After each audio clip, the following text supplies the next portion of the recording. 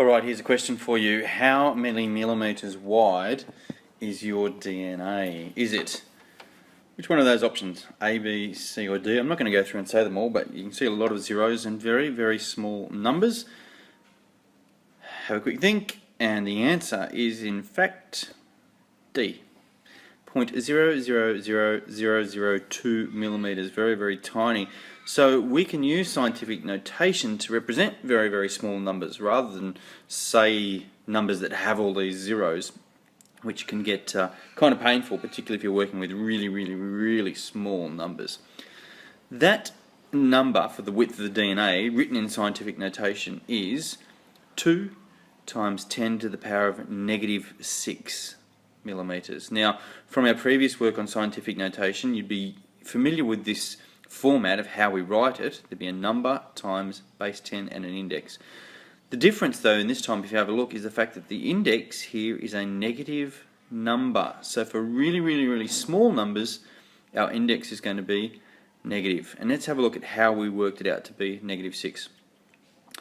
We want to know how many decimal places did we move to get to 2.0. So we're going to start here, because down here, this 2 is in fact the same thing as 2.0.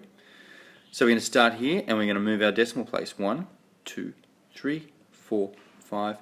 After 6 movements, the decimal point is after our 2, and that represents what we've got here. So the fact that we moved it 6 decimal places represents this number here. So we moved it 6 places, and because it's a really, really small number, it becomes a negative. So we have an integer at the front, or it could be a decimal. The index represents the number of decimal places we moved, and it's a -1 because we've moved it from the left. That is a really, really small number. Let's have a look at a couple of examples. Write 0.000372 in scientific notation. Okay, we're going to move the decimal point 1, 2, 3, 4 places before it sits between the 3 and the 7, because remember, in our scientific notation, we're going to have the first number that we come to is going to be our first number in our answer, then the remaining numbers will be after a decimal point. So it's going to be 3.72, and we moved it 4 places to get it in that place. So 1, 2, 3, 4 places. Now we've got 3.72. So it's times 10 to the power of -4. 4 because we moved it 4 places, negative because we came from the left with our decimal point, okay, and it's a really, really, really small number. We could go in reverse and we could say write 2.4 times 10 to the -7 as an ordinary number. So we're going to undo the scientific notation and put it back in this kind of format here, like a decimal.